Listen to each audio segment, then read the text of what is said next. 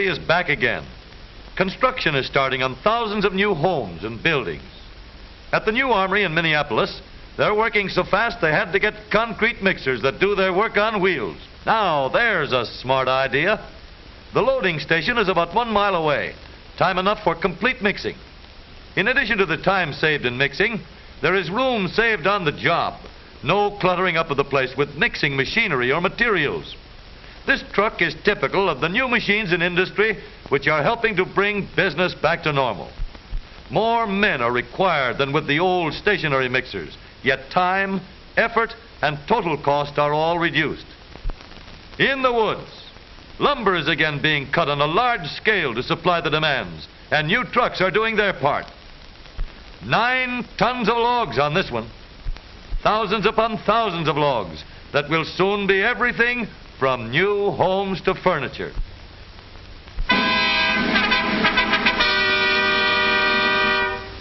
Who has the oldest house in the United States?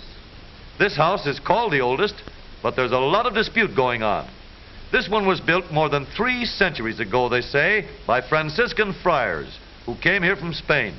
But a block away stands the Don Toledo house, another claimant to the title. No one is able to prove it either way, so the argument keeps on. At any rate, the oldest house has been introduced to the newest house, the house on wheels. Old Don Toledo could never have imagined such modern transportation at his doorstep.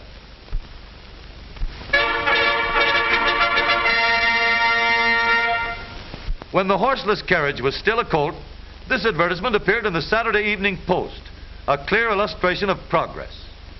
Many might prefer the old way. At least it had knee-action legs carrying it, front and rear. Here's a buggy that won a blue ribbon for a 50-mile non-stop run, believe it or not. Guaranteed to climb a 25% grade, and the picture at the left proved it. Note the ease with which the passengers refrain from falling out the rear door. Get up.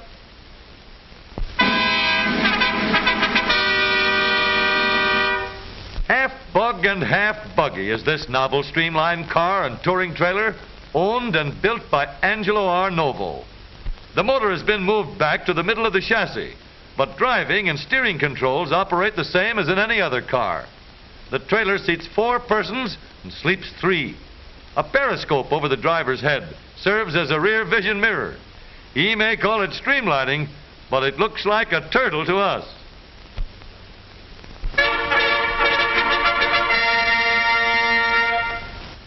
The wheel of fashion turns to jewelry, and costume jewelry turns to wheels.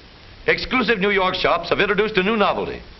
Their latest creations are displayed in the luxurious interior of a motor car.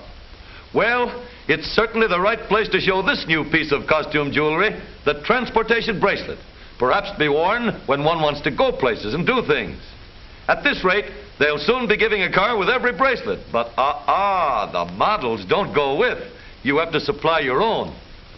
And when milady goes to the theater, even her jewels must be dramatic. Cellophane with brilliants or diamonds are the latest, and the novelty of displaying them against the beauty of the motor car interior is the last word.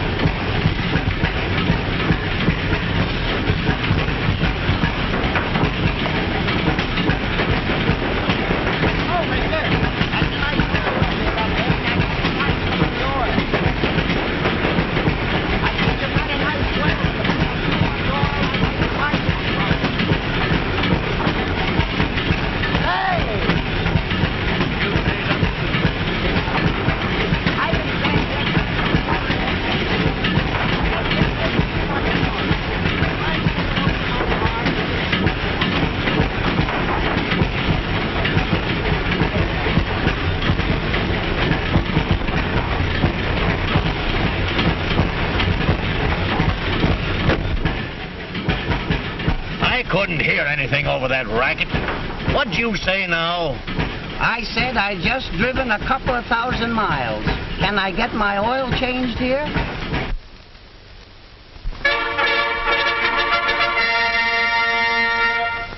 The United States Army post at Fort Sill, Oklahoma, takes its motor equipment for a hike through the hills.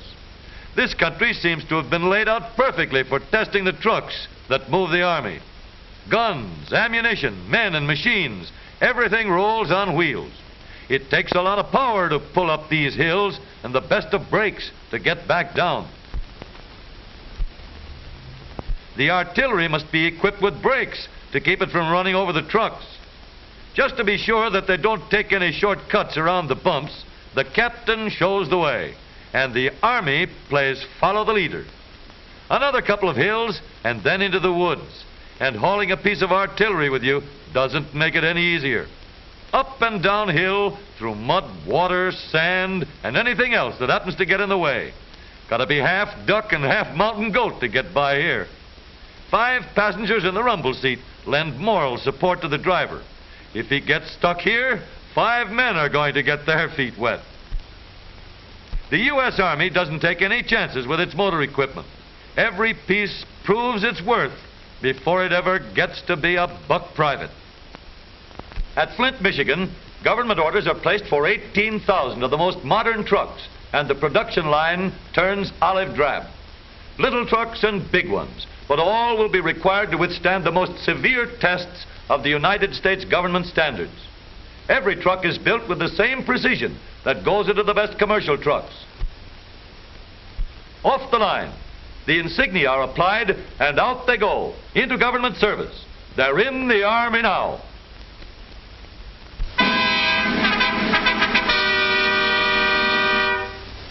The latest in radiator ornaments. This family watchdog takes to the road in his own private perch. No, not a bird dog. And he even gets no draft ventilation. Maybe they call them dog goggles.